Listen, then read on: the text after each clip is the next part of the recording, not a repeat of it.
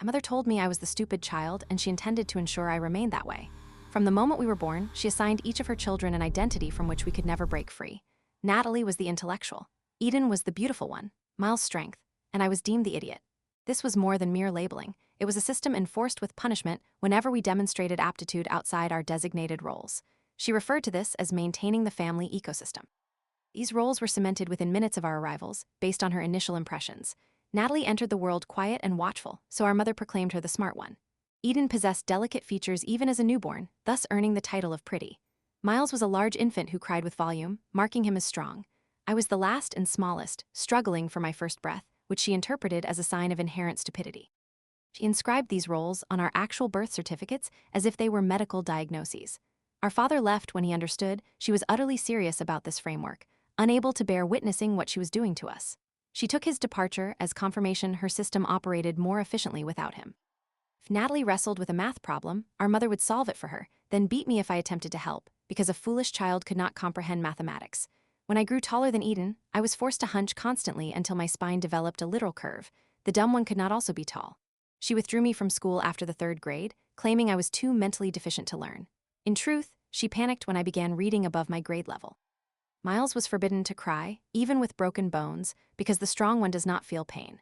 When Eden gained normal adolescent weight, she was placed on extreme diets until she fainted daily, as the pretty one must remain thin at any cost. Our control intensified as we grew older and displayed talents that conflicted with our labels. When Eden showed athletic promise, our mother fed her pills that made her hair fall out, asserting that pretty girls do not sweat.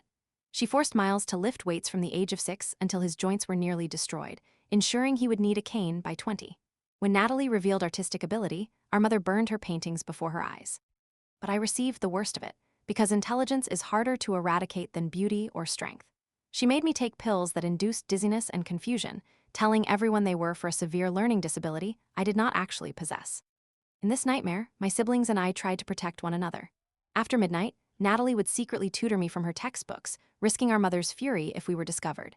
Eden would steal my pills and replace them with vitamins whenever possible. Miles would pretend to chase me away from his weights, but actually helped me exercise. We developed an entire secret language to communicate without her notice. We were fellow prisoners, each managing our own curse while attempting to aid the others with theirs. Our first attempt to escape occurred when I turned 15. Miles had saved money from odd jobs and we planned to run away together, but our mother had placed trackers in our phones and apprehended us at the train station. Her retribution was brutal. Miles was forced to carry 100-pound bags everywhere until his back gave out. Natalie had to solve equations for 16 hours straight until she collapsed. Eden was made to stare into mirrors, listing her flaws for days. And I had to write, "I am too stupid to think for myself," 10,000 times. Afterwards, she moved us to an isolated farmhouse and told everyone we had perished in a fire. 3 years later, I discovered online courses and began studying in secret while she believed I was looking at picture books. My siblings created elaborate distractions so I could learn. Natalie would fake academic crises demanding our mother's full attention. Eden would stage beauty emergencies requiring hours to address. Miles would pretend to injure himself in ways that needed constant care. Thanks to them, I completed my GED and applied to colleges using the library computer. When my acceptance letter from the state university arrived at our PO box, Miles retrieved it, and we all cried together in the barn. I planned my escape for months. The night I left, Natalie faked a seizure from overtaxing her brilliant mind, while Eden smashed a mirror and threatened to ruin her face. Amid the chaos, Miles smuggled me out in his truck and drove me to campus. For one incredible week, I lived in a dormitory and attended classes like any other student. I chose my own clothes, participated in discussions, and made friends who knew me simply as me. Then my mother called. "Did you really think I wouldn't find out? SH. He said with an unsettling calm. "The school called about your medical records. I've already withdrawn you. Miles is bringing you home." I turned to find Miles in my doorway, pale with guilt. Behind him stood our mother, holding a medical bag. "I'm sorry," he whispered. She threatened to blind Eden and Natalie's hands. Our mother smiled while preparing a syringe. "You've upset the whole ecosystem by trying to be smart," she said, advancing toward me. "We need to fix that overactive brain permanently. Dr. Benson is meeting us at the house. He performs special lobotomies that target specific areas." As Miles gripped my arms and she raised the needle, she spoke words that still haunt me. "Don't worry, sweetie. You won't even remember wanting to be anything but dumb once we're done scooping out the problem areas." The needle approached my skin. I watched the clear liquid inside as Miles's hold tightened. My heart hammered violently, convinced it might explode upon contact. Then, a thunderous banging erupted on my dorm door, forceful enough to shake the frame. Our mother jerked the needle back, shoved it into her bag just as the door flew open. Campus security officer Kia Nash rushed in, hand on her radio, surveying the three of us frozen in peculiar positions, Miles still pinning my arms, our mother zipping her bag shut while striving to appear normal. Nash stepped between us, removed Miles's hands from me, and moved me behind her toward the door. My entire body trembled uncontrollably, my teeth chattered as if I were freezing. Our mother began speaking in her composed, clinical voice about her concerns for my mental health and my need for help, claiming I had episodes and fabricated stories about the family. Nash observed the red marks on my arms from Miles's grip, then our mother's medical bag on my desk. I tried to speak, but my voice emerged fractured and strange from the shaking. Nash asked what was in the bag. I managed to utter the word, syringe, between chatters. Our mother claimed it was merely medication for my condition, but Nash was unconvinced. She called for backup on her radio and stood blocking the doorway, preventing anyone from leaving. When our mother tried to push past, Nash held up a hand, stating everyone must stay until the situation was resolved. 2 more security guards appeared. Nash instructed them to watch our mother and Miles while she spoke with me. I told her about the needle and the lobotomy our mother had threatened, the words tumbling out in a panicked, disjointed rush. Nash's expression shifted from concern to horror, and she called for an ambulance. Our mother repeatedly tried to interrupt and explain, but Nash ordered her to be silent. Ambulance arrived what felt like an eternity later, likely only 10 minutes. The EMTs examined me and found the tiny red mark where the needle had touched my skin. They loaded me into the ambulance while Nash informed our mother and Miles they would need to come to the station for questioning. At the emergency room, Dr. Lyra Kimura examined the injection site, photographing it with a special camera. She measured the red marks on my arms and documented everything. She ordered immediate blood tests to check for any drugs in my system. A nurse drew what felt like 20 tubes of blood as Dr. Kimura questioned me about what had happened. I told her about the pills our mother had forced me to take for years, the ones that caused dizziness and confusion. Dr. Kimura's face grew increasingly troubled as I explained the fictitious learning disability. She ordered more tests, including hair samples that could reveal drug exposure over months. The nurse cut small pieces of my hair from different spots on my head, sealing them in evidence bags. They also collected urine and oral swabs. Dr. Kimura stated they would run every possible test to determine what our mother had been giving me. I spent the entire night in the hospital undergoing tests and scans, including a brain scan to check for damage from long-term drugging. Next morning, a university case manager named Leandra McGuire visited me with a thick folder of papers. She explained the registrar's office had discovered the documents our mother used to withdraw me, which claimed I had severe cognitive impairment and could not function academically. Leandra said the documents were clearly forged, as I had been attending classes successfully for a week. She helped me complete a FERPA block to prevent our mother from accessing any of my school records. We spent an hour completing forms for campus safety measures. Leandra initiated paperwork for a no-contact order to ban our mother from campus, a process that would take a few days, though campus security already had her picture. I used my phone to text my siblings our old code word meaning, "Are you okay?" Eden replied that our mother was home, screaming at everyone about how I had ruined everything, and was on the phone with lawyers Try to file for guardianship over me, claiming I was mentally incompetent. Eden warned that our mother had already contacted 3 different doctors, attempting to get them to sign papers about my supposed disability. Leandra contacted legal aid, and within an hour an attorney named Lana Felt arrived. She was young but sharp, taking notes on everything I recounted. She said we needed to document every single detail to combat the guardianship attempt. She had me write down all I could remember about the pills and the abuse. We compiled lists of every instance our mother had hurt us for excelling at the wrong things. Lana stated my college acceptance and grades would help prove I was not mentally impaired. At afternoon, Detective Lucinda Bridges took my official statement about the dorm incident, recording it step by step. She inquired about the long-term pattern of abuse, and I told her about the assigned roles. She asked about any proof, and I recalled the birth certificates Miles had once mentioned, where our mother had written our roles. Detective Bridges noted this and said she would seek copies from the county records office. For the next 2 days, I gathered all evidence I had: my hidden GED certificate from the barn, a printed copy of my college acceptance letter, and screenshots of every text message from my siblings detailing our mother's actions. Lana sat with me in the hospital cafeteria, sorting through it all, making copies, and organizing them into folders labeled educational competence, pattern of abuse, and medical evidence. She shook her head at some messages, particularly those where Eden described being forced to vomit after meals, or Natalie discussing having to pretend she couldn't grasp basic concepts around our mother. While we worked, the financial aid office called, confused because my funding was frozen. Our mother had contacted them, asserting I was mentally incompetent to manage money. Leandra met with us the next morning, and we sat in uncomfortable plastic chairs as she completed dependency override paperwork, explaining the situation to the financial aid director and showing him the police report. He said it would take weeks to process, but promised to expedite it given the circumstances. That afternoon, our mother began sending lengthy, rambling emails to my school account about how I was destroying the family ecosystem, and how the dumb one accepting their place was essential for everyone's well-being.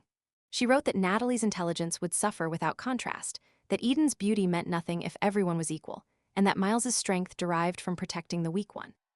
Lana instructed me to save every email, but not to respond, stating they were perfect evidence of our mother's abusive mindset. I forwarded them all to a separate folder, trying not to read them closely because they made my hands shake. 3 days later, Dr. Kimura called with the blood test results. Her voice was careful as she explained they had found traces of sedatives in my system consistent with long-term exposure, a type commonly used for severe anxiety, but which would cause confusion and cognitive impairment in someone who did not need them. She was ordering hair follicle testing that could show drug exposure over months or years, evidence crucial for criminal charges of poisoning or assault. That same evening, Miles called me, sobbing so intensely I could barely understand him. He repeatedly apologized before explaining that our mother was making him choose between helping her bring me home or letting her hurt Eden and Natalie worse than ever. His voice cracked as he told me she had hired someone to find people who don't want to be found, and this person was already tracking my location through my phone or computer. I could hear our mother in the background telling him to stop being weak, that the strong one does not cry over necessary discipline. Detective Bridges scheduled a meeting for the next day to discuss a restraining order, explaining that between the assault attempt in my dorm, the stalking behavior with the tracker, and the documented pattern of abuse, we should have sufficient grounds for at least a temporary protective order. We met at the police station, where I filled out forms describing every incident I could recall of our mother hurting, threatening, or controlling me. 3 days later, we went to the courthouse for the temporary restraining order hearing. Our mother appeared, perfectly composed in a navy suit, her hair pulled back. She told the judge in a calm, reasonable voice that I was delusional and had always had mental problems requiring constant supervision. But the judge reviewed the medical evidence from Dr. Kimura, read the emails about the ecosystem, saw the photos Officer Nash had taken of the marks on my arms, and his expression grew increasingly stern. He granted a temporary restraining order and scheduled a hearing for a permanent one, warning our mother that any contact with me would result in arrest. Within hours of leaving the courthouse, our mother began using other people to contact me. Cousins I hadn't heard from in years suddenly messaged me about breaking our mother's heart. Old family friends called the dorm phone to say I was being selfish and destroying my family. Lana documented every contact as a violation of the restraining order's spirit, building our case that she could not respect boundaries even with legal consequences. And someone posted my dorm address online on a forum about problem children who abandon their families, claiming I was a dangerous, mentally ill person who had left my poor mother to deal with my siblings alone after years of sacrifice. Campus IT helped me document the doxing, taking screenshots and tracing IP addresses, while security increased patrols near my building and checked IDs of anyone who did not look like a student. University issued an official no trespass order against our mother the next day, with Officer Nash personally delivering it to the farmhouse and warning her that any appearance on campus would result in immediate arrest. Days later, I found a small package stuffed into my mailbox. Inside was a thumb drive with a sticky note in Miles's handwriting that simply said evidence. I plugged it into my laptop and found scanned copies of all 4 of our birth certificates. My hands shook when I saw what our mother had written on each one. In the official boxes for medical conditions, in her perfect cursive, she had inscribed our assigned roles. Natalie said, Smart 1, exceptional cognitive function. Eden's Pretty 1, aesthetic priority. Miles's, Strong 1, physical dominance required. Mine read, Dumb 1, severely limited capacity. She had literally placed these labels on our legal documents as if they were genuine medical diagnoses. I printed copies and ran to Lana's office. She took one look and her face went pale. This is premeditated abuse documented from birth, she said. I've never seen anything this clear in 20 years of practice. She immediately made copies for our case file, stating this would be the centerpiece of our permanent restraining order hearing. That same afternoon, my phone buzzed with a coded text from Eden. When I translated it, my stomach dropped. She had fainted at the farmhouse, and our mother took her to urgent care. The doctor there noticed she was severely underweight and asked about eating habits. Our mother told them Eden was just stressed because her troubled sister had abandoned the family and was making false accusations. Eden said the doctor looked suspicious, but did not push further with our mother present. I texted Eden back, asking if she could get copies of those medical records. She was scared, but said she would try, as our mother's treatment was worsening daily, now making her weigh herself 3 times a day and cutting her food portions even smaller. Next morning, Detective Bridges called with unexpected news. A neighbor near the farmhouse had seen news coverage about the investigation and contacted the police. This woman reported hearing strange screaming from our property for years and noticing medical supply trucks making deliveries far too often for a normal family. She had always wondered what was happening, but our mother had told everyone we were homeschooled special needs children requiring constant medical care. Bridges added the neighbor's statement to the growing evidence. Lana decided it was time to pursue Dr. Benson as well. She filed a formal complaint with the state medical board about his involvement in our mother's lobotomy threats. Even if he had not yet acted, merely planning such a procedure on a healthy person violated every medical ethics standard. The medical board confirmed they would open an investigation and subpoena his patient records. 3 days later, Lana called with bad news. Our mother had filed for emergency guardianship over me, claiming I was profoundly impaired and a danger to myself without constant supervision. The court scheduled an evaluation for the following week. Lana fought hard and secured the use of an independent evaluator instead of the doctor our mother wanted. She coached me on what to expect, advising me to be myself and answer honestly. Evaluation took place in a small courthouse office. The evaluator, a woman in her 50s, was kind but thorough. I spent 3 hours answering questions, performing basic cognitive tests, explaining my education history, and describing the abuse. I solved math problems, read passages and explained them, and demonstrated my understanding of abstract concepts.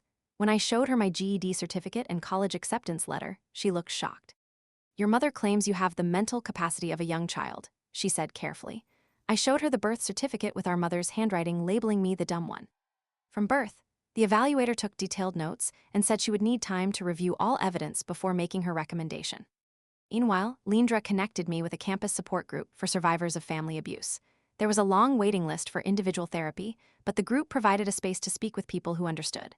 The first meeting was difficult, but hearing others' stories made me feel less alone and less crazy. One woman had escaped a similar situation where her parents assigned her the role of family failure. At night, Miles texted me something that made me cry. He had gone to a clinic for x-rays of his joints. The images showed severe damage from being forced to lift heavy weights since age 6. His knees, shoulders, and spine all exhibited signs of repetitive stress injuries that would likely require surgery eventually. He said seeing the actual damage in black and white was breaking through years of our mother's programming. He was finally growing angry at what she had done to his body in the name of making him the strong one. He was considering giving a statement to the police, but remained scared about what would happen to Natalie if he turned against our mother completely. Detective Bridges called 2 days later about seeking a search warrant for Dr. Benson's office. She explained the process was moving slowly since, technically, he had not yet done anything illegal. Being threatened as a tool for our mother's plans was insufficient for most judges to approve a warrant. She needed more evidence of actual intent or preparation. I understood, but felt frustrated that we could not stop him before something happened. The legal system seemed designed to wait until after crimes occurred instead of preventing them. That same afternoon, returning to my dorm after meeting with Lana, I found a folded piece of paper pushed under my door. My hands shook as I opened it. "Dumb girls who run away get hurt," it said, in our mother's distinctive handwriting. I called campus security immediately. Officer Nash collected the note as evidence. Security reviewed hours of hallway camera footage, but whoever left it had avoided all cameras, meaning they had been watching and planning. Nash increased patrols near my building and suggested I vary my routes to class. The next morning, my backpack felt unusually heavy. I emptied it on my bed and checked all compartments. Sewn into the lining at the bottom was a small GPS tracker. The stitching was nearly invisible, but I could feel the hard plastic device inside. Detective Bridges collected it, saying she would check for fingerprints and added stalking charges to the growing list. Later that week, I received good news from the registrar's office. The university agreed to let me re-enroll provisionally for 2 classes while legal matters were sorted. It was not the full course load I wanted, but having a normal routine helped me feel grounded. Taking Introduction to Psychology and English Composition proved I was capable of college work. My professors were understanding when Leandra explained my situation privately, offering extensions for court dates or police meetings. Balancing coursework with everything else became overwhelming quickly. Some days I went straight from a police interview to class to a meeting with Lana. I felt pulled in too many directions, struggling to focus on homework. The support group helped manage stress, but I still felt like I was drowning sometimes. 3 weeks after the evaluation, we received the decision on the emergency guardianship petition. The evaluator's report was clear and direct about my complete competence. The judge denied our mother's petition and seemed genuinely concerned by the evidence presented. He scheduled a full hearing for a permanent restraining order and asked Detective Bridges to continue investigating. According to my siblings, our mother did not take the denial well. That night, Natalie sent a scared coded text. Our mother had told her that if she testified, she would destroy Natalie's hands so she could never write or type again. Natalie was considering running away, but did not know where to go or how to survive on her own, having never been allowed a job or basic life skills. I immediately told Lana and Detective Bridges about the threat. Connected us with a social worker named Justina Wilkerson, who specialized in helping abuse victims escape safely. Justina began working with my siblings to plan safe exits when they were ready, providing information about shelters and transportation through coded messages. The hardest part was overcoming years of psychological control that made them afraid to leave. Our mother had convinced them they could not survive without her, even as she destroyed them. 2 days later, I received a call that made me cry with both relief and worry. Eden had escaped to a women's shelter after our mother discovered she had been secretly communicating with. Our mother found Eden's hidden phone and began screaming about betrayal and breaking the ecosystem. Eden grabbed a bag of clothes and ran out while our mother destroyed the phone. She called me from the shelter, crying but sounding relieved for the first time in years. She said she could no longer endure forced starvation and had finally chosen her life over our mother's approval. The shelter kept her location secret and helped her get medical attention for damage from years of malnutrition. Within hours, our mother called the police to report Eden as a kidnapped runaway, claiming I had brainwashed her and forced her to leave against her will. Detective Bridges quickly confirmed with the shelter that Eden was an adult who had left voluntarily. The false report added another mark to the pattern of harassment. Bridges said every lie our mother told authorities strengthened our case. She was destroying her own credibility with desperate moves to regain control. Meanwhile, Eden was finally eating regular meals without monitoring. The shelter staff were shocked by how underweight she was for her height. They connected her with doctors specializing in eating disorder recovery. Eden said eating without guilt felt strange, but she was determined to get healthy and be strong enough to testify. Lana began assembling a civil harassment claim based on all our mother's online activity. Screenshots of posts claiming I was mentally ill and dangerous, documentation of fake accounts spreading lies, the original doxing post with my dorm address. She showed how our mother had posted on parent forums, saying I was a runaway with severe brain damage needing to be returned home, created fake missing person flyers claiming I had the mental capacity of a 5-year-old, and even made a website called Help Bring Name Home, full of fabricated stories about my supposed disabilities. Lana explained that having both criminal and civil cases would create multiple ways to stop our mother's behavior, as different courts could issue different orders with different penalties. While she worked on that, Dr. Kimura called with the hair analysis results. I could hear the shock in her voice as she explained the test showed I had been exposed to sedatives consistently for at least 4 years, with concentration patterns indicating deliberate drugging rather than medical treatment. The timeline showed drugging began around when I turned 14 and continued until I escaped, with the highest levels during the past year when our mother likely increased doses to keep me confused as I grew older. Dr. Kimura said she had never seen anything like it outside criminal poisoning cases and was preparing a detailed report to significantly strengthen criminal charges.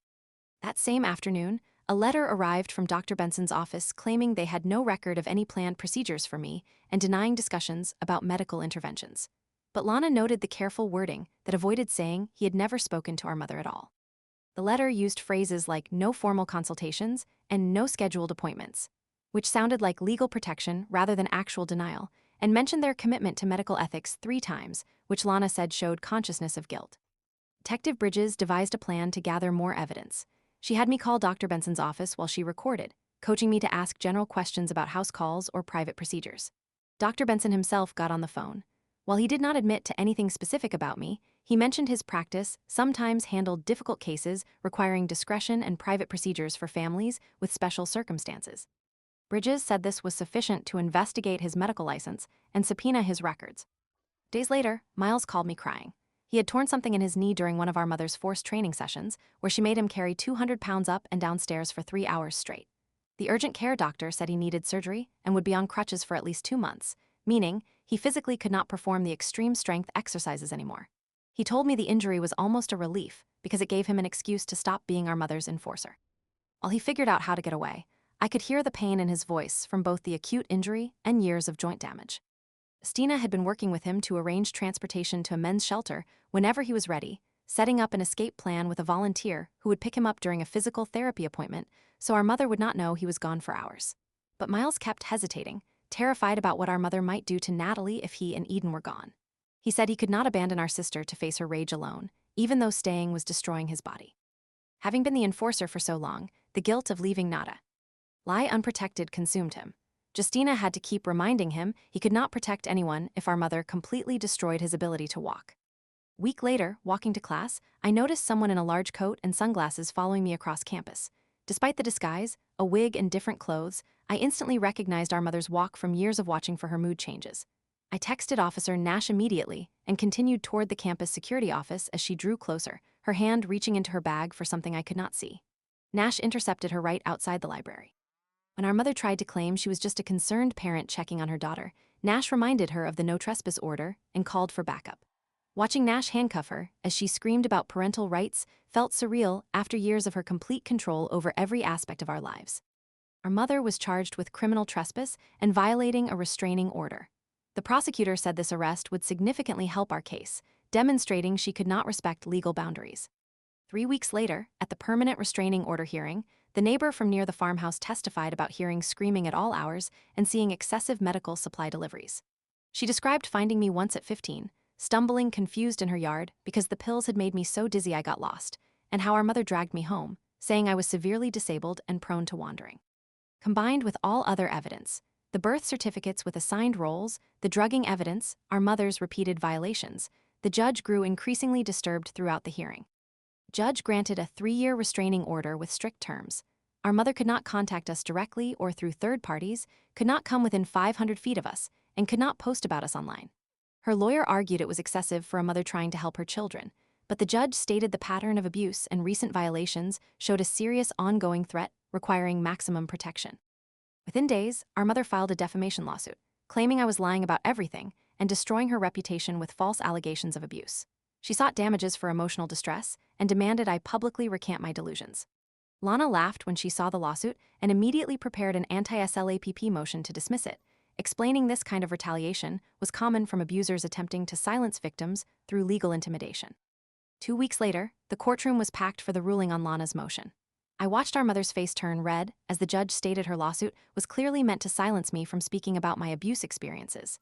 He ordered her to pay all my legal fees within 30 days and warned any future lawsuits would be seen as harassment. Her lawyer argued about protecting a mother's reputation, but the judge was not persuaded. That same afternoon, Detective Bridges called, saying she had finally obtained approval for a search warrant based on all our evidence, plus the neighbor's testimony and new information from other families who had dealt with Dr. Benson. She warned they would search the farmhouse the next morning for medical supplies, unprescribed drugs, and documentation of the ecosystem, asking if there was anything specific to seek. I told her about the filing cabinet in our mother's bedroom, with our development charts tracking how well we stayed in our roles, and the locked box under her bed storing the pills she forced me to take. Search team found far more than I anticipated. Detailed notebooks dating to our births with daily observations on keeping us in our roles, bottles of prescription sedatives without patient names, 17 tracking devices she had planned to use, printed emails between her and Dr. Benson discussing cognitive adjustment procedures for problem children, and receipts for medical equipment with no legitimate home use. The evidence room photos Detective Bridges showed me later turned my stomach, syringes and vials she had collected for whatever she planned next. Within hours of the search, our mother was arrested at her motel for assault, stalking, and child endangerment. Detective Bridges said Dr. Benson was also under investigation after they discovered he had been performing these special procedures for other families. Our mother's mugshot showed her still trying to appear composed, but rage was visible in her eyes that her perfect system was finally exposed. Miles was brought in for questioning the next day about his role in bringing me back from campus. I felt sick knowing he might face consequences for something our mother forced him to do.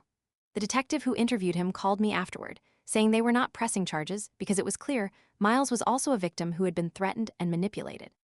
This seemed to help him finally accept that what she did to all of us was abuse. Eden went to the police station that week to give a sworn statement about the diet pills and forced starvation, showing photos from her thinnest period and medical records from ignored fainting episodes. Natalie submitted a written declaration with photos of her burned paintings, descriptions of punishments for showing artistic talent, and witness statements from former neighbors who had seen smoke from our mother burning her art. Their courage strengthened the case immensely. The prosecutor said having all 4 siblings confirm the abuse pattern made it nearly impossible for our mother to claim this was just one troubled child fabricating stories.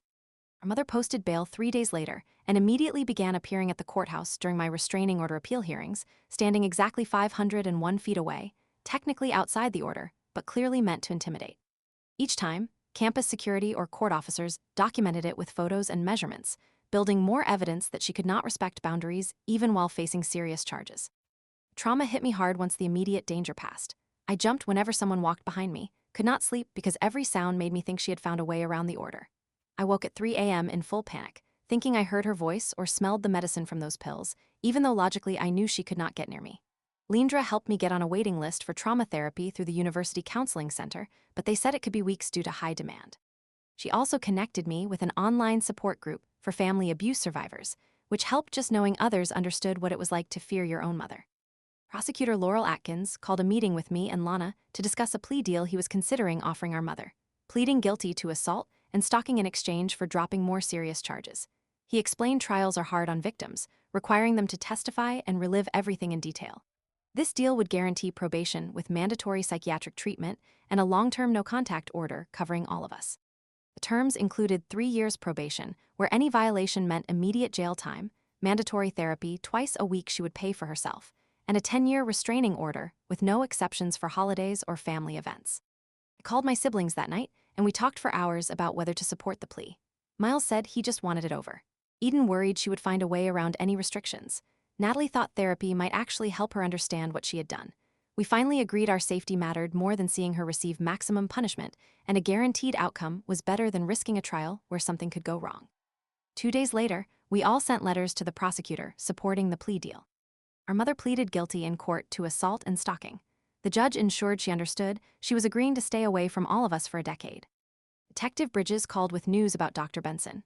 After our case made local news, 3 other families contacted the medical board about him, suggesting unusual treatments for their children. The board suspended his license immediately while investigating, and Bridges said he would likely never practice medicine again. Our mother had lost her primary medical contact, who would have carried out those horrific threats. A week later, Eden texted that she had found a small apartment 2 blocks from campus, using money our grandmother had left us that our mother never knew about. She was finally eating real meals again, her body slowly remembering normalcy, and she was on a waiting list for eating disorder therapy at the Student Health Center. Miles texted that he had started physical therapy for all the joint damage from being forced to lift weights since age 6. The therapist was shocked at the severity. He also wrote that he had joined a support group for abused men and was sorry for helping our mother that day in my dorm room, even though he knew I might not forgive him yet. I appreciated him trying to make things right, even if I was not ready to fully trust him again. Natalie called one afternoon to say she had gotten a job at an art supply store downtown and had started painting again in the back room during breaks. She was not ready to show anyone her work yet. Our mother burning her paintings still haunted her, but just holding a brush made her feel more like herself. The financial aid office finally processed my dependency override after weeks of paperwork and meetings where I had to prove our mother should not control my education. They reinstated my full financial aid package and placed permanent blocks on all my records so she could never access them again. I could register for full-time classes next semester without worrying about her interference.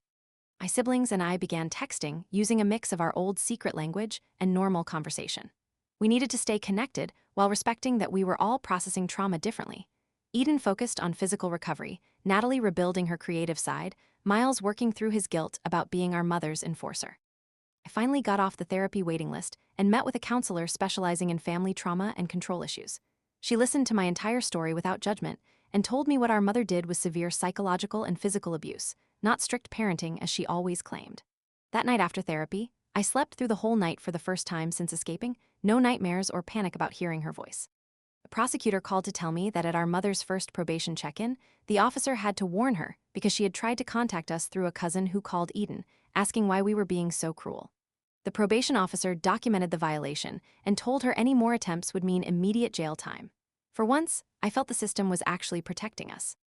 Then Natalie and I met for coffee at a shop near campus, the first time the 3 of us had been together without our mother controlling every word and action. We were all damaged in different ways. Eden still too thin, Natalie's hands shaking slightly, me still constantly checking over my shoulder. But we were learning what it meant to simply exist as ourselves. Eden ordered a full meal without counting calories. Natalie doodled on napkins. I talked about my classes without pretending to be stupid. We stayed for 3 hours, just being normal sisters for the first time in our lives. No roles to play, no punishments to fear. Walking to my morning English class the next week, I realized I was not checking behind me every few steps or planning escape routes. The sun felt warm on my face. Other students rushed past to their classes. I was just another college student heading to learn something new. I sat in the front row and raised my hand to answer a question about the reading without worrying that being smart would get me hurt. The professor smiled and said I had made an excellent point, something that would have earned me a beating at home, but here simply meant I understood the material. After class, I walked to the library to study for my psychology exam without hunching my shoulders to look smaller or shuffling my feet to seem less capable.